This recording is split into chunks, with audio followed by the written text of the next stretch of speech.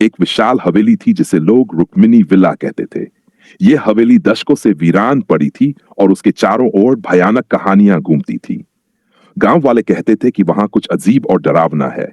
कहानी की शुरुआत। एक दिन चार दोस्तों आर्व, निशा, कबीर और प्रिया ने तय किया कि वे रुक्मिनी विला का सच जानने जाएंगे। गांव वालों ने उन्हें मना किया, लेकिन उनकी जिज्ञासा उन्हें हवेली तक खींच लाई। हवेली का रहस्य। हवेली के अंदर का माहौल ठंडा और डरावना था।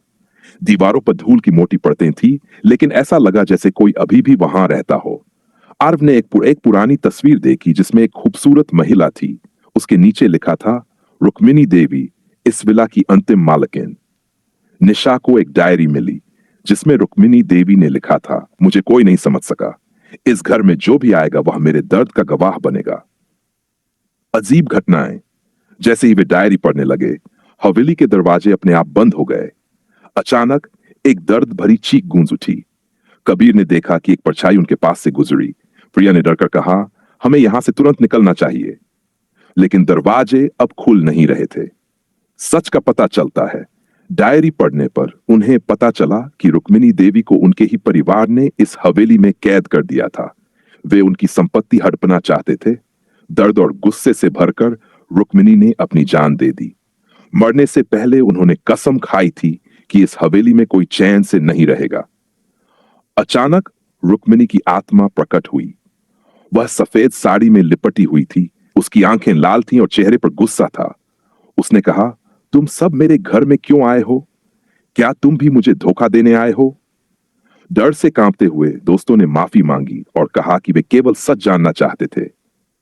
रुक्मिनी की आत्मा ने उन्हें छोड़ दिया, लेकिन जाते जाते चेतावनी दी, इस विला में कोई वापस ना आए, वरना उसका अंजाम वही होगा जो मेरे साथ हुआ।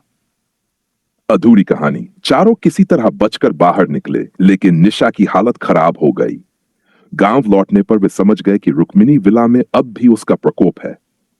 आज भी रुक्मिनी विला वीरान खड़ा है और कोई वहां जाने की हिम्मत नहीं करता। कहते हैं, रात के अंधेरे में वहां रुक्मिनी की चीखें सुनाई देती हैं। दहशत की नई शुरुआत। चारों दोस्त रुक्मिनी विला से वापस तो आ गए थे, लेकिन उनकी जिंदगी पहले जैसी नहीं रही। निशा अक्सर रातों को बुरे सपने देखती, जिसमें रुक्मिनी की लाल आंखें उसे घूर रही होती। प्रिया का स्वास्थ्य अचानक खराब होने लगा और डॉक्टर भी वजह समझ नहीं पाए। आर्व और कबीर ने महसूस किया कि कोई अदृश्य ताकत उन्हें लगातार देख रही है। एक रात निशा अपने कमरे में थी। अचानक उसका शरीर कांपने लगा और उसकी आवाज बदल गई। उसने गहरे और भयानक स्वर में कहा, मैंने तुम्हें चेतावनी दी थी, लेकिन तुम वापस लौटने की योजना बना रहे हो। अब तुम सब मेरे पास आओगे। आर्व और कबीर ने उसे इस हालत में देखकर समझा कि रुक्मिनी की आत्मा ने निशा को अपनी चपेट में ले लिया है। गांव के पुजारी की सलाह। घबराए दोस्तों ने गांव के बुजुर्ग पुजारी से मदद मांगी। पुजारी ने कहा, रुक्मिनी की आत्मा को शांति नहीं मिली है। उसने दर्द और धोखे के साथ अपनी जान दी थी। वह अपनी कहानी अधूरी छोड़ गई है और तुमसे वह कुछ चाहती है। पुजारी ने यह भी बताया कि आत्मा को शांति देने के लिए विला में जाकर उसका अधूरा काम पूरा करना होगा, लेकिन यह आसान नहीं होगा। आत्मा उनकी परीक्षा लेगी और कोई गलती उन्हें खत्म कर सकती है। वापसी रुक्मिनी विला। डर के बावजूद दोस्तों ने तय किया कि वे विला में वापस जाएंगे। वे पुजारी के दिए हुए तावीज और मंत्रों के साथ वहां पहुंचे। जैसे ही वे अंदर गए, हवेली के दरवाजे फिर से खुद ब खुद बंद हो गए। चारों ने मिलकर रुक्मिनी की डायरी के पन्नों को ध्यान से पढ़ा।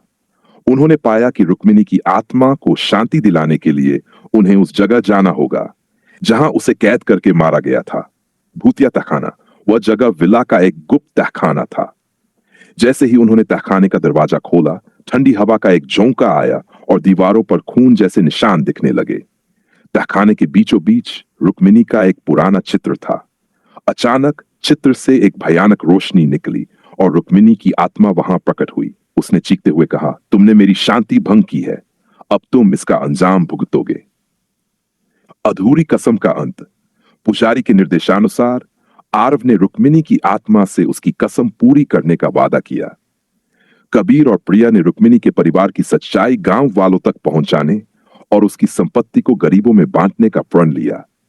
आत्मा शांत हो गई, लेकिन उसने आखिरी बार चेतावनी दी, अगर मेरा नाम फिर से बुलाया गया तो मैं वापस आऊंगी। अंत या नई शुरुआत। विला से लौटने के बाद दोस्तों ने रुक्मिनी की कहानी को गांव के लोगों तक पहुंचाया। विला को हमेशा के लिए बंद कर दिया गया और गांव वाले उसे पूरी तरह छोड़कर चले गए। लेकिन कहते हैं ठंडे और अंधेरे मौसम में विला के पास से गुजरते समय अब भी लोगों को रुक्मिनी की आवाज सुनाई देती है। क्या वाकई रुक्मिनी विला की कहानी खत्म हुई थी या वह किसी और के लौटने का इंतजार कर रही है? आखिरी भयानक अध्याय।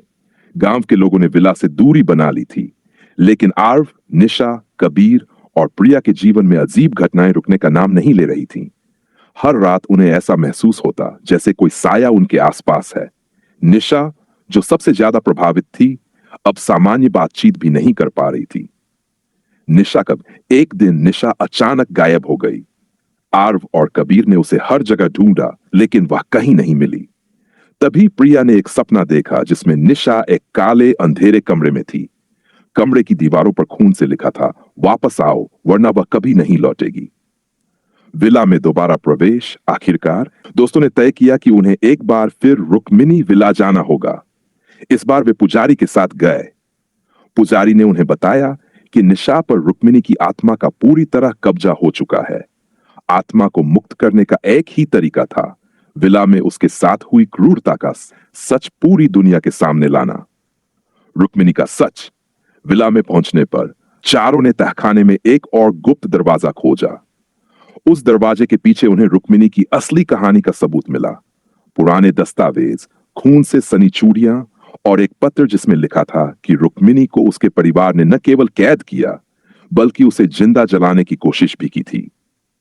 रुक्मिनी की आत्मा वहां प्रकट हुई और गुस्से में बोली, तुम्हारी ये कोशिश मेरे दर्द को कम नहीं कर सकती। दुनिया को मेरा सच बताना होगा, मुझे इंसाफ चाहिए।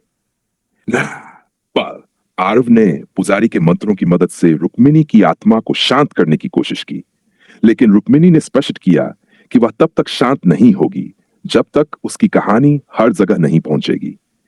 कबीर ने वादा किया कि वह विला के अंदर मिले सबूतों को मीडिया तक ले जाएगा और रुक्मिनी की कहानी सबके सामने लाएगा।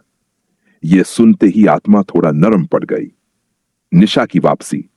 आखिरकार जब कबीर ने अपना वादा निभाया और रुक्मिनी की दर्द भरी दास्तान एक खबर के रूप में सामने आई, तो निशा ठीक हो गई।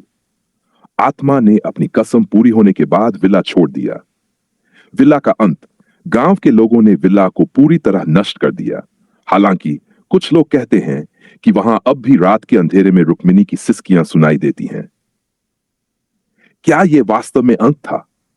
आर्व और उसके दोस्तों ने विला को हमेशा के लिए अलविदा कह दिया, लेकिन उनके मन में एक सवाल हमेशा बना रहा, क्या रुक्मिनी वाकई मुक्त हो गई या वह किसी और सच्चाई के उजागर होने का इंतजार कर रही है?